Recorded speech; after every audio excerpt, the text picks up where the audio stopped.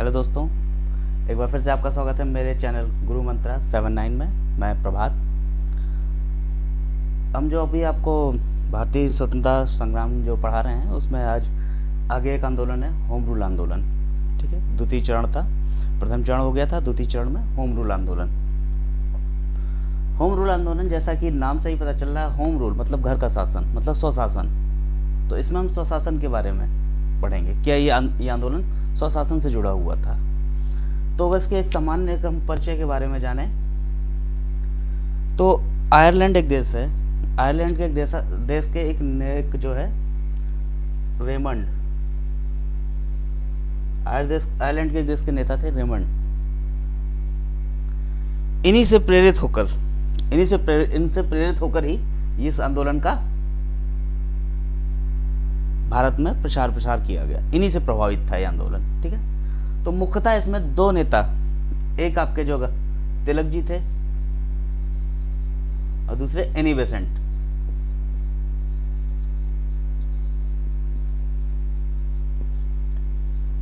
Annie Besant इनके द्वारा इस आंदोलन को चलाया गया। ठीक है, तो ये तो इसका एक सामान्य परिचय था, स्वशासन के लिए चलाया गया। ठीक है, अब बात करते हैं कारण। किसके कारण, क्यों, क्या क्या कारण रहे कि इस आंदोलन की जरूरत पड़ी? तो जैसा कि आपको पता था कि जो है लास्ट में मैंने आपको पढ़ाया था, लास्ट वीडियो में आप लोग देख सकते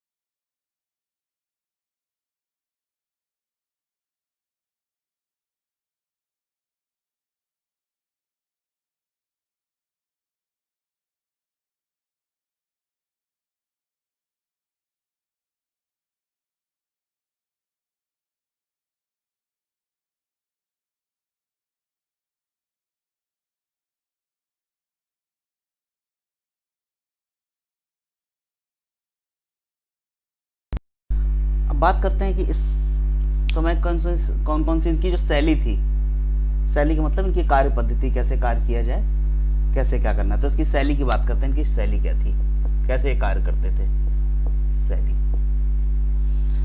इन्होंने जो है इस आंदोलन के लिए जो शैली अपनाई वो पूर्णतः अहिंसक थी, हिंसा का कोई काम नहीं। जितने भी शांतिपूर्ण साधन थे उनका प्रयोग किया, ठीक है, कोई हिंसा नहीं फैलाई, ठीक है। और दूसरा कि इनकी जो कार्य करने की जो शैली थी, इनकी जो लीग थी, इनका जो भी ये आंदोलन था पूर्णतः जो है धर्मनिरपेक्ष, कोई धर्म से इसका वो नहीं था, जाति नहीं था, लिंग नहीं था, क्षेत्र विशेष नहीं था। तो धर्म, जाति, क्षेत्र विशेष से उठकर सभी लोगों की भागीदारी थी इसमें, ठीक है, इसको जोड़ा गया इसमें सब में। ये इनकी कार्यशैली थी कि कार्य करने की यही थी, कोई धर्म विशेष नहीं, सभी लोगों का स्वागत है, सभी लोगों ने मिलकर इसमें जो हिंदू मुस्लिम हो, महिलाएं हों, पुरुष हों, किसी भी क्षेत्र के हों, चाहे साउथ के हों या जो भी हों, सभी ने इसमें बढ़ चढ़ के काम किया, ठीक है। तीसरा, अब तिलक, एनी बेसेंट या अन्य नेता, तिलक थे, एनी बेसेंट थे और जो अन्य नेता इसके साथ जुड़े हुए थे, इन्होंने क्या किया, घूम घूम कर पूरे देश में लोगों को स्थानीय भाषा में, अब जैसे जहाँ के जो लोग थे वहाँ की जो स्थानीय भाषा हो, जैसे पंजाब हो तो पंजाब में पंजाब की स्थानीय भाषा थी, यूपी में आ गए तो यहाँ की हिंदी थी, बिहार चले गए तो बिहारी थी। तो ऐसे ही स्थानीय भाषा में लोगों को स्वशासन का अर्थ समझाया, ये स्वशासन क्या है, होम रूल क्या है, स्वशासन, ठीक है। तो इसकी भरपूर कोशिश की गई। तो ये जो है इनकी कुछ शैली थी, कैसे कार्य कर रहे थे, ये ऐसे ही कार्य कर रहे थे, ठीक है। अब बात करते हैं इसके बाद क्या हुआ। चूंकि ये आंदोलन जो है ना बहुत ज्यादा समय चला नहीं, तो शीघ्र ही इसका दमन भी हो गया, दमन। अब दमन क्यों हुआ, कैसे हुआ, इसको देखते हैं।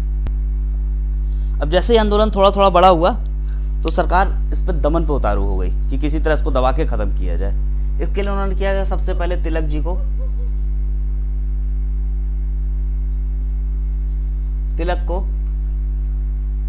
अप्रैल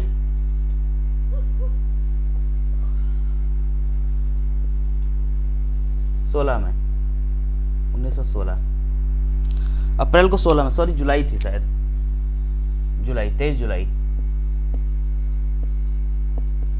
अप्रैल में तो स्टार्ट किया था उन्होंने लीग का। अप्रैल को 23 जुलाई 1916 में, इस दिन इनका जन्मदिवस भी होता है, ठीक है। तो तिलक को 23 जुलाई 1916 को गिरफ्तार कर लिया, किसने, अंग्रेजी सरकार ने, और उन पर 50,000 रुपए मुचलका भरने का दबाव डाला कि इसको, इस पे 50,000 का मुचलका भरने का, जमानत के लिए 50,000 का मुचलका के लिए बात की। इसका विरोध हुआ और जिन्ना जी, जो जिन्ना मुस्लिम लीग के संस्थापक जो थे, मोहम्मद अली जिन्ना ने एक टीम बनाई। जिन्ना चूंकि एक बैरिस्टर थे, वकील थे, तो इन्होंने एक टीम बनाई वकीलों की, कुछ वकीलों की टीम बनाई और इनका केस लड़ा, इनका, तिलक जी का। और केस में आखिर में हाई कोर्ट ने इनको बाइज्जत बरी किया, ठीक है, इनको बरी कर दिया। इस पर गांधी जी ने, इस घटना पर गांधी जी ने, महात्मा गांधी जी ने अपने एक लेख यंग इंडिया, इसको याद करिएगा आप, उनकी पत्रिका थी यंग इंडिया, लेख था। इसमें जो है इन्होंने लिखा, यह जो है आज़ादी है, यह जो है तिलक की जीत है, ठीक है, इसलिए तिलक को उन्होंने बधाई दी इस पर कि ये आत्मसम्मान की जीत है, ठीक है, ये स्वतंत्रता है। तो ये यंग इंडिया में इन्होंने ऐसा लिखा था। फिर इसके बाद क्या हुआ, ये तो एक घटना हो गई, तिलक पे हो गया। उसके बाद कुछ समय के बाद एनी बेसेंट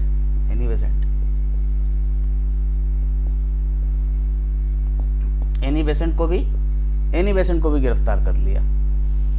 तो इस पर भी पूरे देश में बहुत विरोध हुआ, काफी विरोध हुआ, सरकार पर काफी दबाव बनाया गया, ठीक है। हालांकि बाद में अंग्रेजों को झुकना पड़ा और इनको रिहा करना पड़ा, ठीक है। तो देख रहे हैं आप लोग, धीरे धीरे करके जो मुख्य नेता दो ही थे, एनी बेसेंट और तिलक, इन दोनों पर ही दबाव बनाकर इनको कैप्चर किया गया, इनको दबाव बनाया गया, ठीक है। इसी बीच जो है एक घटना और हुई कि तिलक जो थे,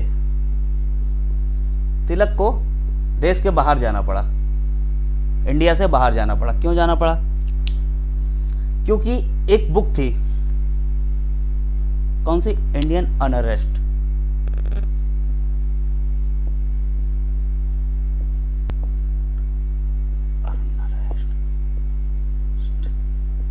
ये किताब है इंडियन अनरेस्ट, ठीक है। इसके जो लेखक थे चिरोल, इसके लेखक थे चिरोल, ठीक है। तो इन पर जो है केस किया किन्हों, तिलक जी ने।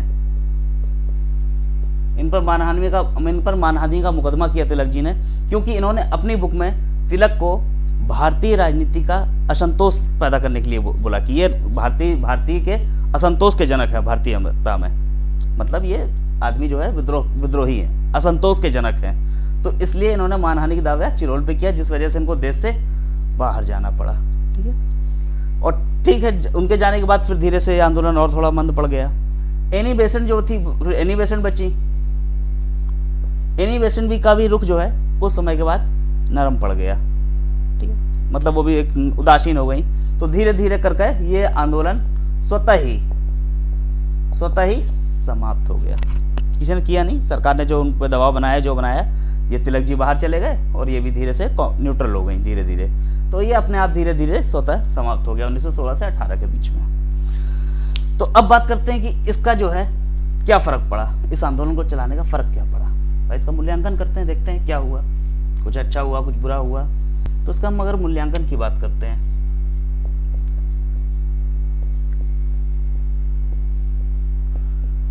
मूल्यांकन मतलब समीक्षा, अच्छी बुरी दोनों ही एक ही में कर देते हैं।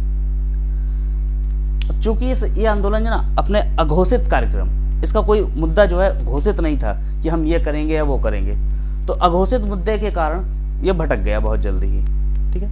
अपने अघोषित मुद्दों के कारण जल्दी भटक गया। ये तो इसका एक बुरा पार्ट हुआ, क्योंकि भाई इसका कोई दिशा निर्देश नहीं थी, बस शुरू हो गया था। दूसरा, जो सरकार थी अंग्रेजी सरकार, इस पर कोई प्रभाव नहीं पड़ा, कोई ऐसा कोई दबाव नहीं हुआ, सरकार ने भी होम रूल के लिए या स्वशासन के लिए ऐसा कोई भी कदम नहीं उठाया। तो ये इसका एक बैड पार्ट था कि इस पर कोई भी प्रभाव नहीं पड़ा। अच्छी क्या चीज़ है कोई, कि इस समय हिंदू और मुस्लिम एकता बहुत अच्छी थी, हिंदू और आपस में बहुत अच्छा एक तालमेल, एक जॉइंट वो बना, वेंचर बना, जिससे क्या हुआ, आगे चलकर जो महात्मा गांधी थे, महात्मा जी, उनके जो आंदोलन हुए जितने सारे, उसके लिए एक पृष्ठभूमि तैयार हुई, एक एकता, एक जनसलाप उपलब्ध हुआ, ठीक है ना, क्योंकि यहाँ पे इस पे जोड़ने का काम किया इन लोगों ने, हिंदू मुस्लिम को। तो ये एक अच्छा काम हुआ, ठीक है। चलिए, तो ये तो था, इस तरह से ये इसका मूल्यांकन कर दिया हमने। इस आंदोलन का कोई विशेष महत्व तो नहीं पड़ा, लेकिन फिर भी एक जनमानस में एक हुआ, एक एकता का भाव आया, हिंदू मुस्लिम जुड़े, और जिससे गांधी जी को एक प्लेटफॉर्म मिला अपने आगे के आंदोलनों के लिए, ठीक है। तो ये आज के लिए इतना ही, होम आंदोलन ये था। स्टार्ट करेंगे हम भारतीय स्वतंत्रता संग्राम का, ठीक है। तृतीय चरण, आपका जो तृतीय चरण है वो कौन सा है, गांधीवादी चरण, तृतीय।